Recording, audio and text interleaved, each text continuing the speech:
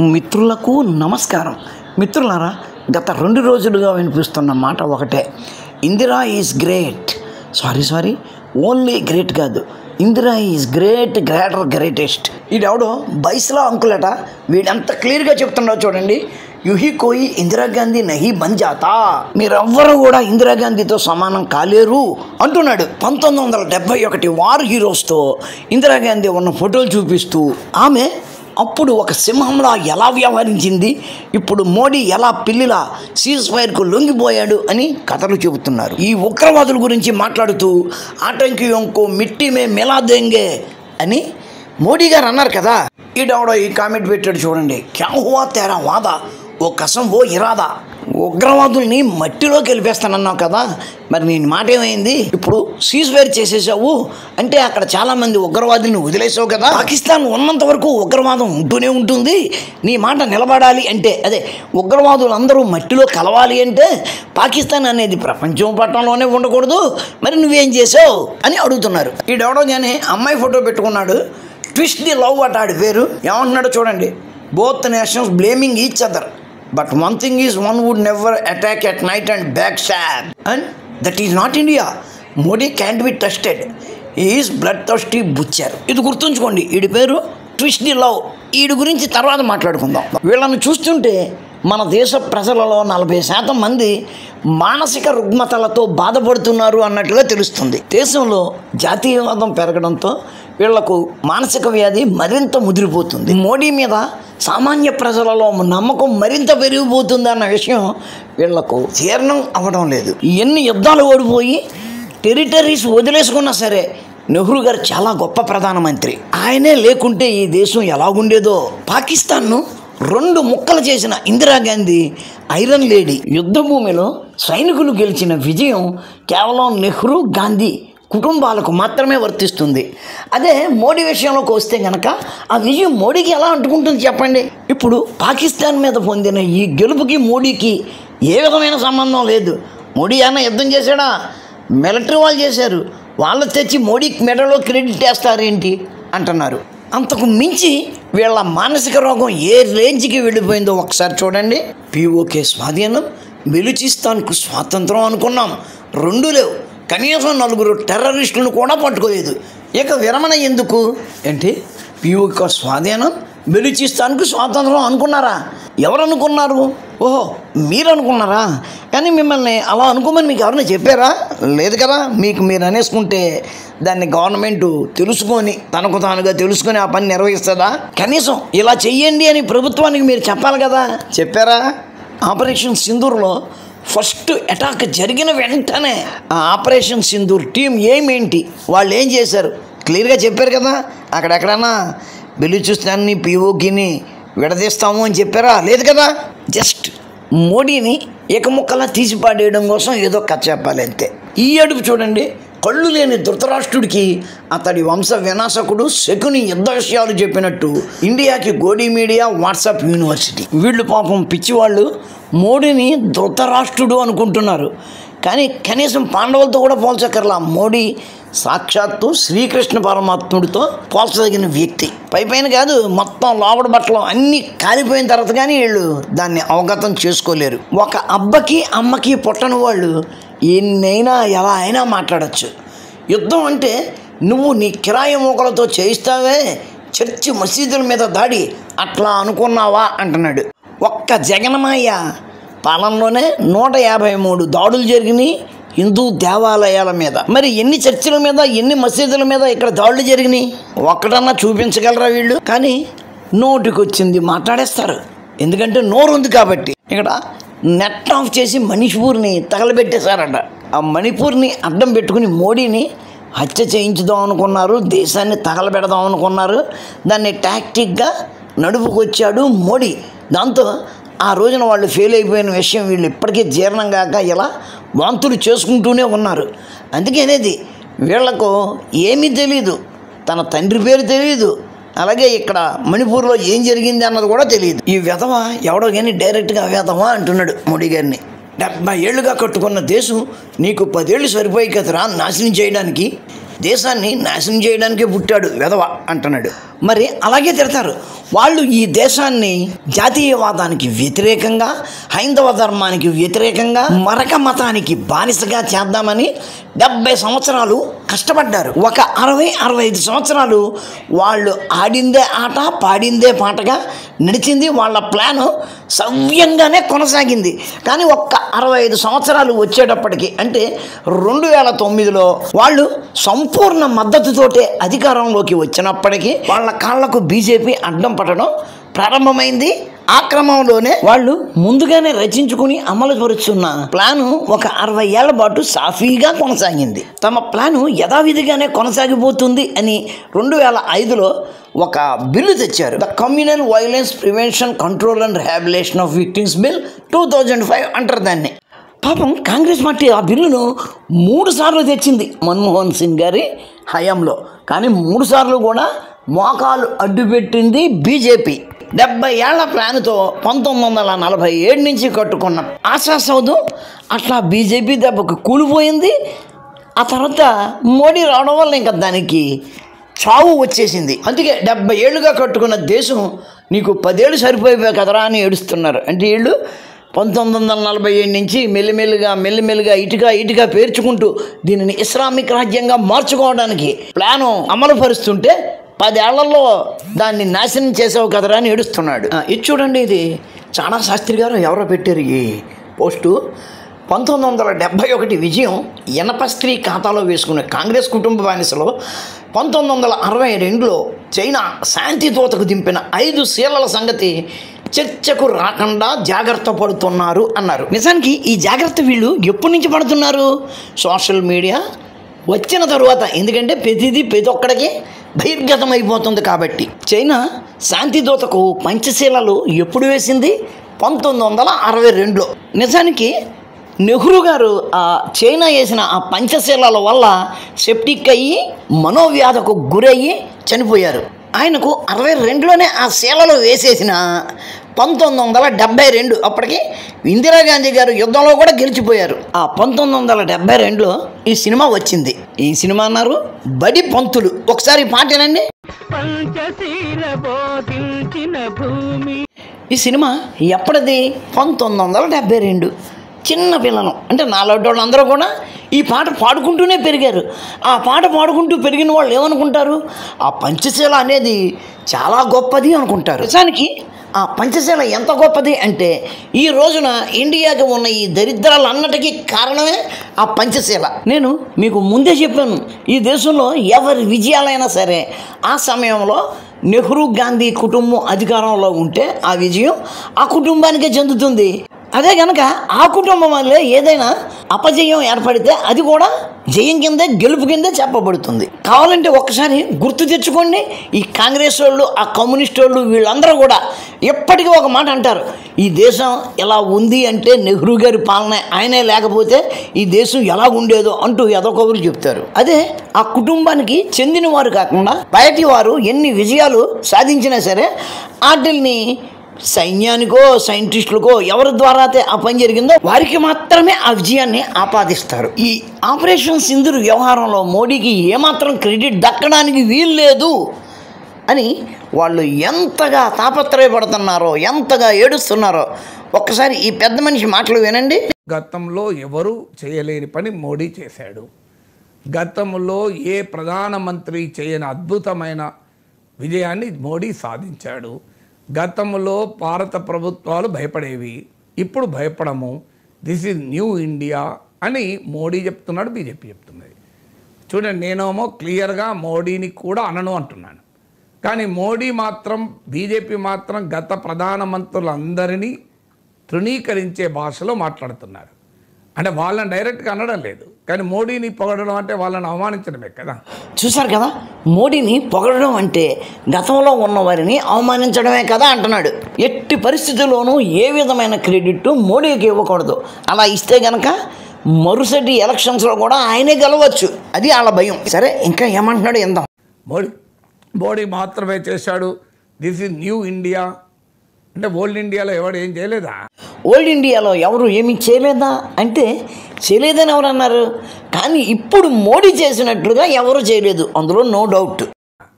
అసలు ఇప్పుడు జరిగిన దానికన్నా 1971 గొప్ప విజయం కదా. అసలు ఏ రకం కోటి రేట్లు కంపారిజన్లో కూడా కంపారిజన్ లేదు. 1971లో విజయం ఇప్పుడు జరిగిన దాంతో కంపేర్ చేసుకుంటే కోటి రెట్లు కంటే ఎక్కువట. ఓకే, అది ఏ విధంగా కోటి రెట్లు కంటే ఎక్కువ ముందు మనం అనలైజ్ చేసుకుందాం. ముందు ఈయన ఏమంటున్నాడో అదంతా విందాం. 1971లో పాకిస్తాన్ 2 ముక్కలైంది కదా. పాకిస్తాన్ 2 ముక్కలైతే భారతదేశానికి ఒరిగింది ఏంటి? బంగ్లాదేశ్ ఏర్పడింది కదా. బంగ్లాదేశ్ ఏర్పడింది కదా అంటే బంగ్లాదేశ్ ఏర్పడడం వల్ల లాంగ్ రన్లో ఇండియాకి ఏం లాభం కలిసి వచ్చింది? 90,000 మందికి పైగా సైనికులు లొంగిపోయారు. ఇప్పుడు ఎవరు లొంగిపోయారు? పాకిస్తాన్ సైనికులు. More than 90,000 Pakistani soldiers instrument of surrender పైన సంతకం చేశారు. మీరు గూగుల్లో కొట్టండి, వస్తుంది ఫోటో. అది Pakistan army surrendering to India in 1971 అని గూగుల్ మీద కొట్టడానికి వస్తుంది, ఎవరికైనా వస్తుంది. మరి అది కదా ఇప్పుడు ఎవరు సరెండర్ అయ్యారు? అవునండి ప్రొఫెసర్ గారు, మీరు చెప్పింది అక్షరాల నిజం. 93,000 మంది పాకిస్తానీ సైనికులు బందీలుగా చిక్కారండి. ఇది ప్రపంచ చరిత్రలోనే రికార్డ్ అంటూ కూడాను చెప్పుకోవడానికి చెప్తే ఈ 93,000 మంది బందీలు చిక్కారు అన్నది మనకి ఏ విధంగా ఉపయోగం అండి? భారతదేశానికి ఏ విధంగా దానివల్ల లాభం కలిగిందండి? ఎందుకంటే వాళ్ళని అప్పనంగా ఆ పాకిస్తాన్కి అప్పచెప్పేశారు కదా. అప్పటికే పాకిస్తాన్ దగ్గర 400 మంది భారతీయ సైనికులు బందీలుగా ఉన్నారు. వారి కాక ఇంకొక 54 మంది ఆచూకీ తెలియట్లేదు అన్నారు. ఈ 454 మంది వాళ్ళ దగ్గర బందీలుగా ఉండగానే ఈ 93,000 మందిని అప్పనంగా వాళ్ళకి అప్పగించారు. పాకిస్తాన్ ఆధీనంలో ఉన్న 454 మంది సైనికుల గురించి కనీసం టేబుల్ మీద చర్చించలేదు. గ్రౌండ్ మీద సైనికులు సాధించిన విజయాన్ని అప్పటి ప్రధానమంత్రి గారు చర్చల సమయంలో టేబుల్ మీద నిలబెట్టలేకపోయారు. సరెండర్ కాలే, మేమే గెలిచామని ఇప్పుడు చెప్పుకుంటున్నాం. ఇప్పుడు వచ్చి ఒక్కడు కూడా సరెండర్ కాలేదు, మేమే గెలిచామని చెప్పుకుంటున్నారు అని ఏళన చేస్తున్నారు. అసలు ప్రొఫెసర్ గారికి గెలుపు అంటే ఏంటో తెలుసా తెలీదా? ఎవడో లొంగితేనో వంగుతేనో ఉంటేనో అది గెలుపు కాదు. మనం ఒక పని చేసేటప్పుడు ఆ పని చేయడానికి ఏదో టార్గెట్ పెట్టుకుంటాం చూసారా, ఆ టార్గెట్ రీచ్ అయితేనే గెలిచినట్టు. అసలు 1971లో ఇందిరాగాంధీ గారు పాకిస్తాన్తో యుద్ధానికి ఎందుకు వెళ్ళారు? ఎందుకంటే వెస్ట్ పాకిస్తాన్ వాళ్ళు చేస్తున్న పెర్సిక్యూషన్ని భరించలేక ఈస్ట్ పాకిస్తాన్లోంచి 10 మిలియన్, సుమారుగా 10 మిలియన్ మంది బంగ్లాదేశీలు ఇండియాలోకి చొచ్చుకు వచ్చి ఆశ్రయం పొందుతున్నారు. అంతమందిని మనం ఇక్కడ అకామిడేట్ చేయలేము, పోషించలేము. కాబట్టి వాళ్ళను తిరిగి ఈస్ట్ బెంగాల్ పంపాలి. కాబట్టి ఆ యుద్ధానికి ఇందిరాగాంధీ వెళ్ళారు. అంతవరకు గ్రేట్. ఆ యుద్ధంలో పాకిస్తాన్ను చిత్తుగా ఓడించి యుద్ధం గెలిచారు. అది ఇంకా గ్రేట్. మరి యుద్ధం టార్గెట్ ఏంటి? బంగ్లాదేశీలను వదిలించుకోవడం. మరి ఆ బంగ్లాదేశీ శరణార్థులు అందరినీ బంగ్లాదేశ్ ఏర్పడిన తర్వాత అక్కడికి పంపారా? లేదు కదా. 1 నుంచి 1.5 మిలియన్ల బంగ్లాదేశీలు ఇక్కడ ఉండిపోయారు. అంటే 10 నుంచి 15 లక్షల మంది బంగ్లాదేశీయులు. ఆ మినిమంలో మినిమం 10 లక్షలే అనుకుందాం, 1 మిలియన్నే అనుకుందాం. 10 లక్షల మంది. ఈ 54 సంవత్సరాల్లో ఆ నెంబర్ ఎంత పెరిగి ఉండొచ్చు? ఒక్క 3 ఏళ్లలోనే ఆ 10 లక్షలు 12-13 లక్షలు అయిపోయి ఉండొచ్చు. 53 సంవత్సరాలలో ఆ 10 లక్షలు 1 కోటి అయి ఉండొచ్చు. వాళ్లకు అదే పని కదా. ఇక 10 లక్షల మంది బంగ్లాదేశీయులు ఇక్కడ ఉండిపోయారు అంటే దాని అర్థం ఏంటి? అసలు యుద్ధం ఎందుకు చేశారో ఆ టార్గెట్ ఫెయిల్. యుద్ధం గెలిచింది, కానీ యుద్ధానంతరం ప్రభుత్వం ఆ గెలుపును వినియోగించుకోవడంలో ఫెయిల్ అయిపోయింది. యుద్ధంలో సైన్యం గెలిచింది, కానీ ప్రభుత్వం ఫెయిల్ అయిపోయింది. ఎంతమంది లొంగిపోయారు, ఎంతమంది ఒంగుండిపోయారు, ఇది కాదు గెలుపు అంటే. ప్రొఫెసర్ గారు కొద్దిగా తెలుసుకోవాలి. మరి అప్పటికిప్పుడు పోలిక ఎక్కడిది? అందువల్ల డెఫినెట్గా 1971తో పోలిస్తే 2025 నథింగ్. అది అప్పటి యుద్ధంతో ఈ యుద్ధాన్ని పోల్చడం. అది యుద్ధం, ఇది ఒక ఆపరేషన్. ఆ యుద్ధంలో అప్పటి మిలిటరీ విజయం సాధించింది. ఈ యుద్ధంలో ఎప్పటి మిలిటరీ కూడా విజయం సాధించింది. ఎందుకంటే ఇది యుద్ధం కాదు, ఆపరేషన్ అనుకున్నాము. కానీ మనుషులు లొంగిపోవడము వంగిపోవడం అన్నది కాదు కదా. రిజల్ట్ అబ్టైనింగ్ అందులో నెంబర్ 1గా ఉంది ఇప్పటి సైన్యం. కానీ అది ఎందుకు ఆ చర్చ వస్తుంది?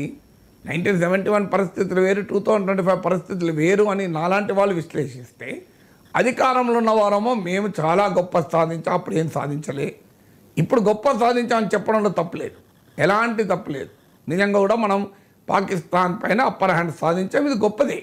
ఆ గొప్ప విజయాన్ని మన మిలిటరీ ఫోర్సెస్ సాధించాయి. అవునండి, నిజం. కానీ 1971లో మాత్రం ఆ గొప్ప విజయాన్ని మిలిటరీ ఫోర్సెస్ కాదు సాధించింది ఇందిరాగాంధీ గారు. ఆవిడే భుజాన తుపాకీ వేసుకుని వెళ్ళి యుద్ధం చేశారు. మరి కానీ అప్పుడు ఏమీ సాధించలేదంటే అప్పుడు మిలిటరీని మనం అవమానించడం కదా. కార్గిల్ యుద్ధంలో ఏం సాధించలేదు, 71 వార్లో, 65 వార్లో, 47 వార్లో పోరాడింది కూడా సైన్యమే కదా. అదే చెప్పేది. అప్పటి విజయం అంతా ఐరన్ లేడీకి ఆపాదిస్తున్నారు, ఎప్పటి విజయం మాత్రం మోడీకి సంబంధం లేదు. ఇదే కదా మీరు చెప్తుంది. అందుకే వాళ్ళు అట్లా చెప్పుకోవాల్సి వస్తుంది.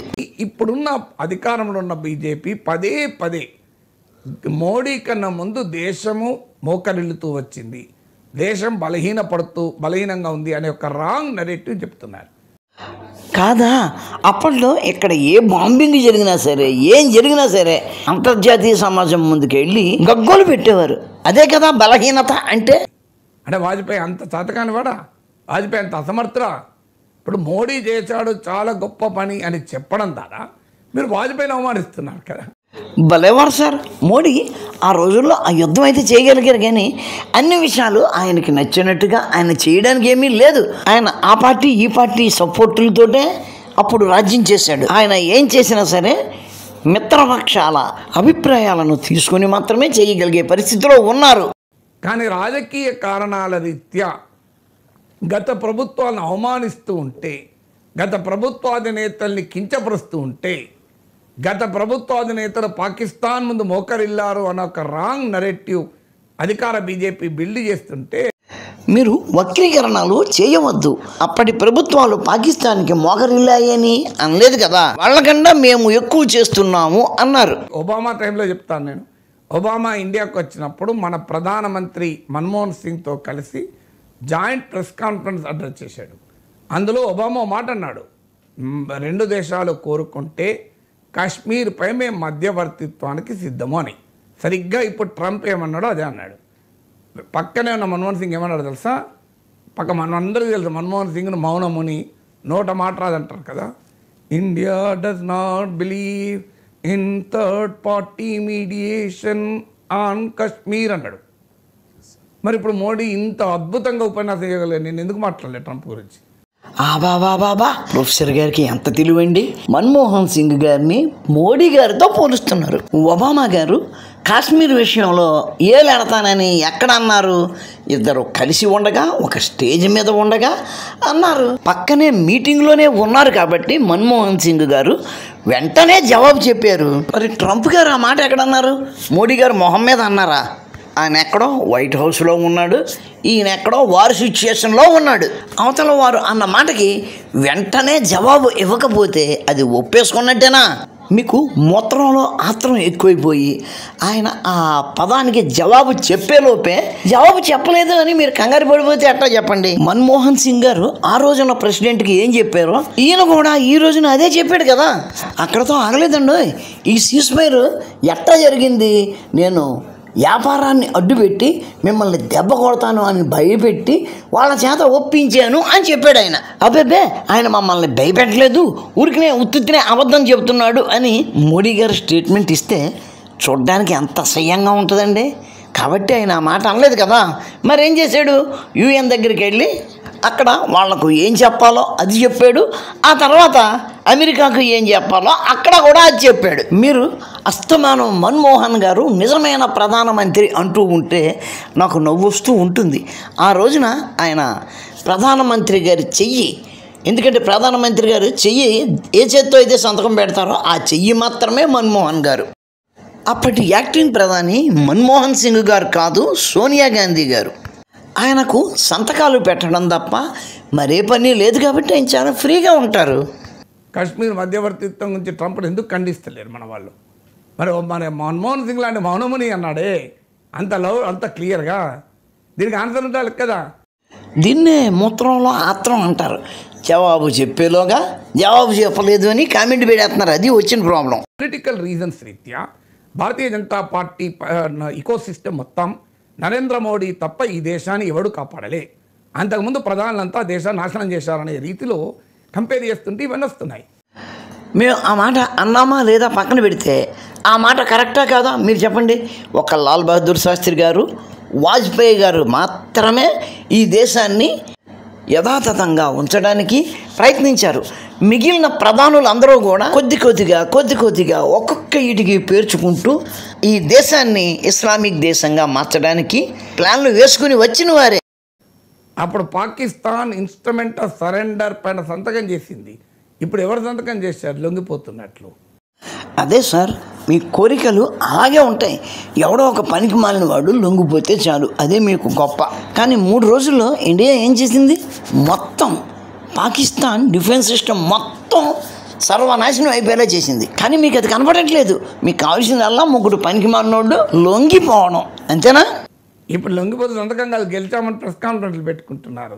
ప్రెస్ కాన్ఫరెన్స్లు పెట్టుకోవడం కాదు సార్, టర్కీలో అయితే పండగలు చేసుకుంటున్నారు పాకిస్తాన్ గెలిచింది అని. మనం వాళ్ళు ప్రెస్ కాన్ఫరెన్స్లు పెట్టుకోకుండాను లేకపోతే పండుగలు చేసుకోకుండాను మనం ఆపగలమా?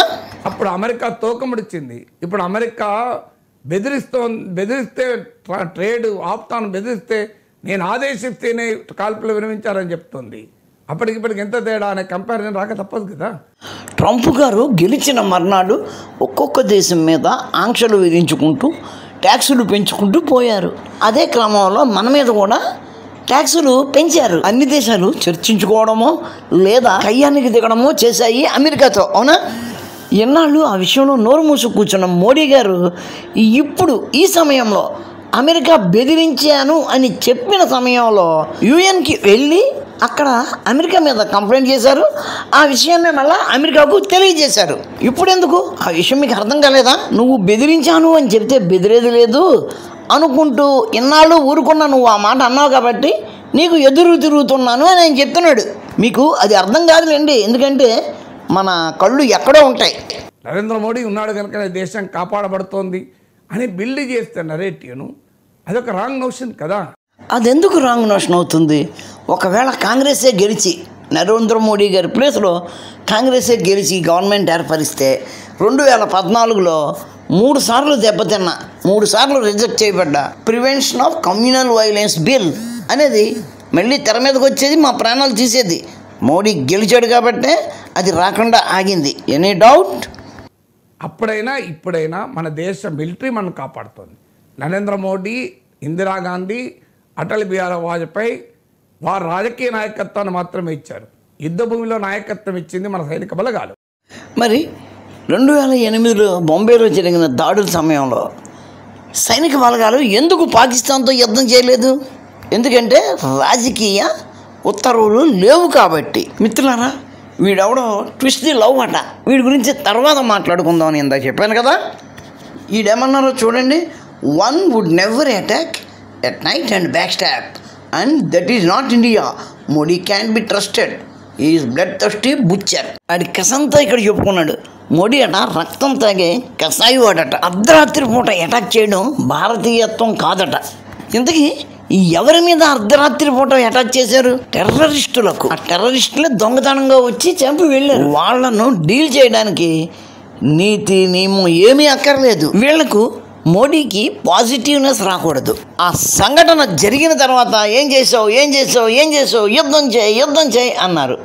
ఒక్కసారి ఆపరేషన్ సింధూర్ మొదలెట్టాక యుద్ధం తప్పు అని కబుర్లు చెప్పడం మొదలెట్టారు. యుద్ధం ఆపిన తర్వాత ఓడిపోయాడు అడిగి భయపడ్డాడు అందుకే అయిపోయాడు అని కబుర్లు చెప్తున్నారు. సరే చెప్పుకోండి, అలాగే ఎంజాయ్ చేయండి. మిత్రులారా, వీడియో నచ్చితే లైక్ చేయండి, షేర్ చేయండి, మీ కామెంట్ పెట్టండి. మన ఛానల్ని ఇంకా సబ్స్క్రైబ్ చేసి ఉండకపోతే వెంటనే సబ్స్క్రైబ్ చేయండి. ఉంటాను. నమస్కారం. మతోన్మాదంపై రామబాణం.